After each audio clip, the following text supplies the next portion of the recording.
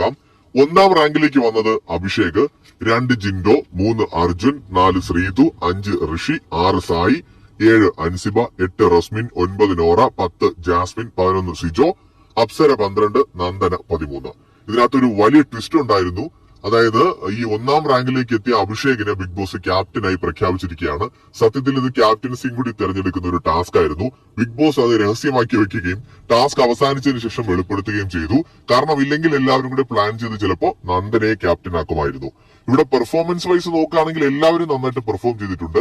അഭിഷേകിന് 1ാം സ്ഥാനം കിട്ടിയത് അഭിഷേക്, സിജോ, അപ്സര ഉൾപ്പെടെ ഒരുപാട് പേര് 1ാം സ്ഥാനത്തിന് വേണ്ടിയിട്ട് ശ്രമിച്ചു. മെജോറിറ്റിയുടെ അടിസ്ഥാനത്തിൽ അഭിഷേകിന് 1ാം സ്ഥാനം കിട്ടി.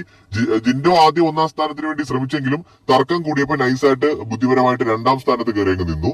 അതുപോലെ തന്നെ 5ാം സ്ഥാനത്തിന് വേണ്ടിയാണ് ജാസ്മിൻ ശ്രമിച്ചത്. പക്ഷെ നൈസായിട്ട് അവിടെ ഋഷി കയറി മത്സരിച്ച് ഋഷി അവിടെ പിടിച്ചെടുത്തു. അങ്ങനെ ജാസ്മിൻ 10ാം സ്ഥാനത്തേക്ക് പോയി. ഓവറോൾ എല്ലാവരും